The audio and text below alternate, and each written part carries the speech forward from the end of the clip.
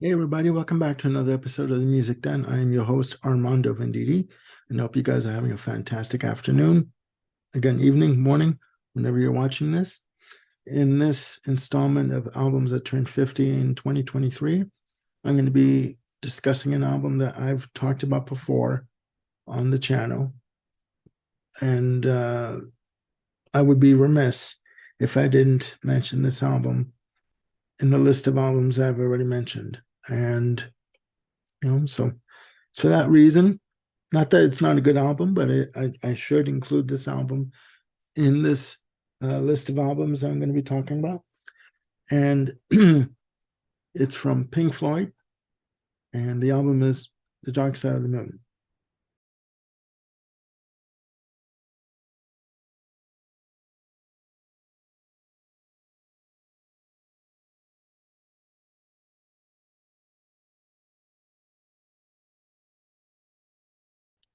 Now, much has been said about Dark Side of the Moon, and rightfully so.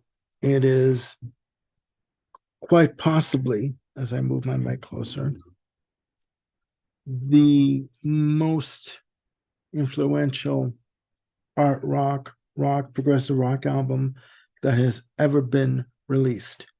It is a benchmark for other bands to try and match or top. And up until this point, I really don't think many bands have succeeded, if any. Just a bit of background on this. This was Pink Floyd's eighth release. They had been recording and touring since 1967 to 72. They started to rehearse the material for this album in 1972. And the original title for this album was going to be called Eclipse. They, in fact, were touring the material under the name Eclipse. So the material for the album was well road tested months before the album was recorded. Okay. The album was released March 1st of 1973.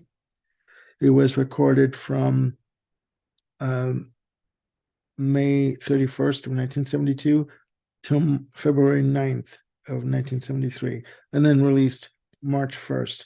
So that is a quick turnaround from recording, mastering, getting it pressed, and released. That is a quick turnaround.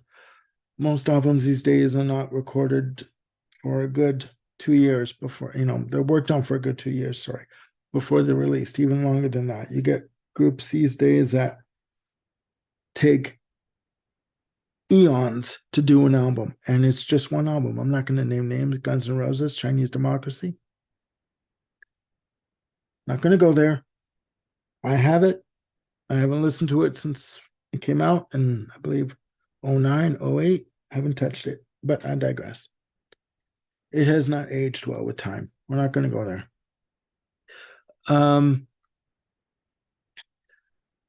Definitely, and I hate to agree with Roger Waters. And hear me out when I say this. This album was definitely a group effort. There was no way around that. And Mr. Waters, as much of a fan as I am of his, can say till he turns blue, gray, whatever in the face, that the initial idea for lyrical content and for the theme of the album was his. Fine. But without the other three members, namely David Gilmour, Nick Mason, and the late, great, beloved Richard Wright, and their contribution to the recording of Dark Side of the Moon, this album would not be the touchstone that it is. There's no way around that either. So I'm going to get that out of the way. Now, back to the album. From the very beginning, when they started recording this album, the band wanted this album to be something unique, something that made a statement, and something that they could look back on and be extremely proud of. And they succeeded. The album has themes of mortality, questioning one's mortality, questioning one's place in society, the effects of commercialism on human beings. Have we done enough as a human race on this earth? There are a list of themes that go through this album. And it plays like one, each side plays as one continual track. A little side note. I mentioned my neighbor in Toronto, Eddie Guerra. When I was 8 years old, I was still 7. It was the summer of 78. He gave me a copy of Dark Side of the Moon to listen to. Now, an 8-year-old listening to Dark Side of the Moon, come on. Was that going to work? Was I, as an 8-year-old, going to catch everything that went into this album? No. There was no way. No way in hell. My neighbor, when he gave me a copy of the record, he said to me, Armando, this album is special and it needs a special, as he put it, record player to play it on. And I couldn't get what he was saying. But he gave it to me to listen to, along with Kiss Alive and Night at the Opera and News of the World and Supertramp, Time of the Century, all the good stuff. Led Zeppelin, all the good stuff. So I put this album on and my little record player, little shit speakers, like, this high, and I'm listening to it and nothing's happening. Nothing, no music is coming out, no sound that I could discern from my ears was coming out of the speakers. So I'm like, okay, I'm not going to listen to it. I'll take it off. I'm not going to break the record. I'm not going to screw with it.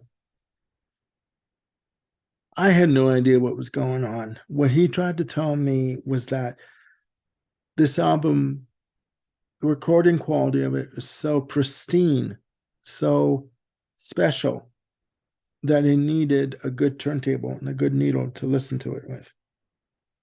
Again, 8 years old. What was I going to do? God love my mother. Miss you, mama.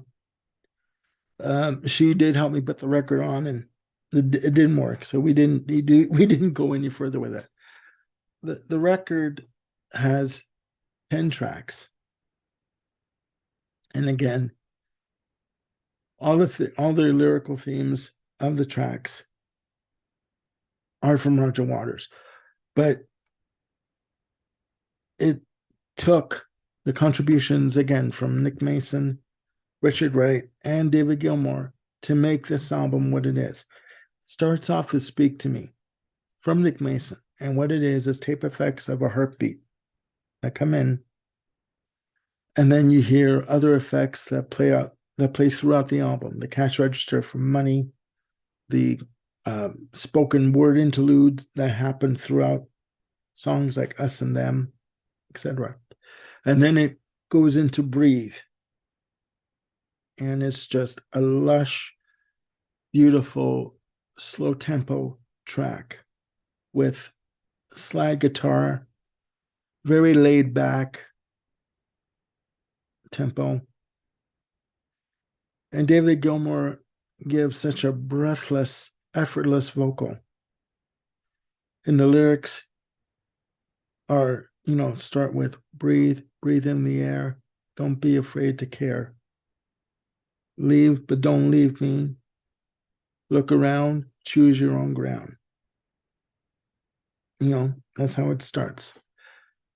Then the the track segues into another track called On the Run, where it's the effects of somebody running to catch a flight at an airport. And you hear the person huffing and puffing and running and just trying to keep up. He makes a flight, and this thing has effects on it that just soar like you're on a plane. And you are literally, if you have a pair of headphones on and listening to this, it is mind-boggling, unreal that they can do that. They did these effects. Sorry, only one coffee today and I'm screwed up. That they did these effects on tape. And it's got to be said, Alan Parsons, who engineered the album, did a masterful job of doing this album. Unreal and unmatched. After On the Run and the plane crash that happens, the clocks come in for the track Time. And it is an extended piece of work that is unmatched in terms of its sonic brilliance. And the lyrical content is basically saying that no matter how much you think you know about your life and about where your path is going in life, and that you think you're going to be one step ahead, you're not. Eventually, time and mortality do catch up to you. It's true. Then it segues into Breathe, Reprise. Beautifully segues. The transition is seamless. Okay. The last track on the album is the gorgeous instrumental Gray Gig in the Sky. Now, I often wonder, where would this album be without this piece of music at the end of side one? And you know what? It still would be good. Don't get me wrong. But without this piece of music, it would not be as good as it is with it. Okay? And that is thanks to the brilliance of Richard Wright, along with vocal contributions by Claire Torrey. It's got to be said, And the fact that they just told her to go into the studio and improvise. And I do believe that the take that's on the album is the second take that was done. Okay. Side 2, Money, in a 7/8 time signature. Starts off with the cash register ringing. And then you hear change dropping in the 7/8 time signature, the 7/8 rhythm. The bass comes in, and it's almost like Roger Waters is standing right beside you as he's playing the bass. The song, by and large, is done in 7/8, and then the guitars come in for the solo, and that's done in 4/4, and it's a brilliant guitar solo and drum pattern provided by Nick Mason. It's got to be said. Then it goes back into the end of the track in the 7/8 time signature. Who does that? Who does that? Nobody that I know of. Then it segues into Us and Them. And I hate to analyze songs and lyrics to death. So for that one, I will not, because it is just a beautiful, textured, almost orchestral piece of music that, again, it's sheer brilliance. Okay. Then it goes into any color you like. Okay, beautiful instrumental interplay between Roger Waters, Rick Wright, Nick Mason, and David Gilmour. And that one section of the track where the guitar parts are panned left to right, it's beautiful. Then it goes into Brain Damage. And I mean,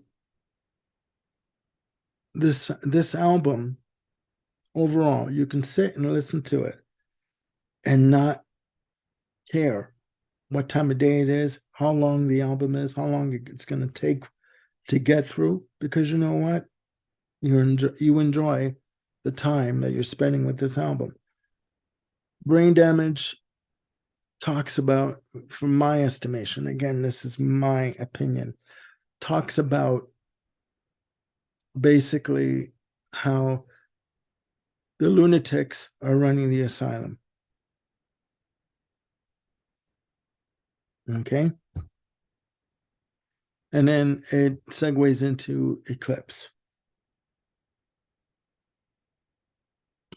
And it is one of the best endings of an album that I can ever imagine. Okay. Because it all culminates, it all comes to an end. And it all culminates and basically is saying, in the end, we're all the same. We all have the same questions, the same doubts, the same fears, the same wants, the same loves, the same hate that we feel from time to time. And in the end, we're all in this together. No one is better than the rest. No one is above anyone else. And then it ends with the heartbeat from Speak to Me on the ending, on the coda. And it fades out.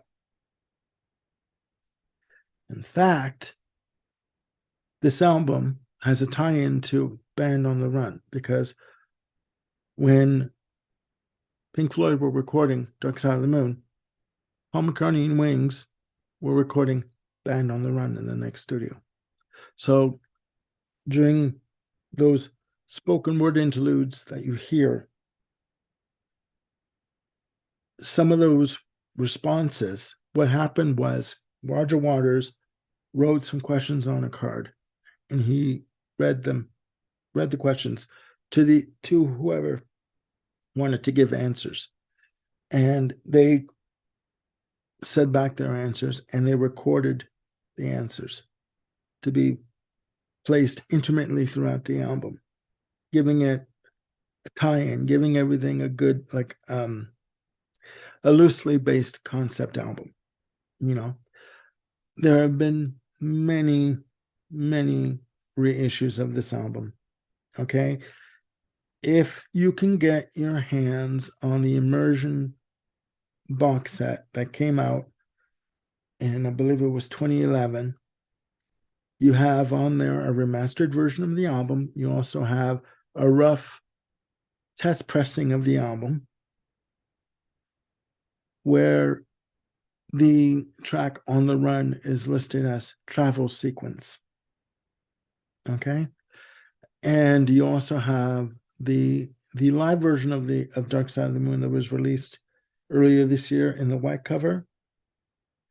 That is included on this box set, the Immersion box set. So guys, if you have the Immersion box set, you really don't need to buy the live version that's in the white cover that was released a few months ago.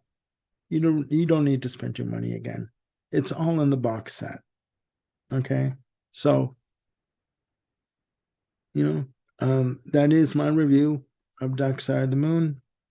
You guys may hate me. You may get pissed off at me for saying that it was a group effort. It is my opinion. And, I know that Roger Waters has done a re-recording of the album. And for me, the jury's still out as to whether or not if I'll buy it I really don't think I will. It is a group album. Yes, he wrote the lyrics, but bloody hell, it is a group effort. Okay? There's no other way to put it. So for now, that's it. Please leave your comments down there, down below. Do you like Dark Side of the Moon? Do you not like Dark Side of the Moon? Do you think it's rubbish? Do you think it's a masterpiece? Please leave your comments and let me know what you think. And click like and subscribe, and please hit the notification bell to keep yourselves on top of any new content that I've got coming up. I'm going to be doing a show with Ryan Govaliers coming back on the channel, and we're going to do a review of Brian Eno's and Daniel Lanois' album Apollo, the remastered version, the expanded remastered edition. It's a double album. So that's going to be taped tomorrow. So that's going to be up probably early next week. And other shows are coming up. So hopefully you guys enjoyed this episode. Again, please look after yourselves and one another. And I will be back soon with another video. And hopefully you guys are having a great afternoon. Take care. Bye for now.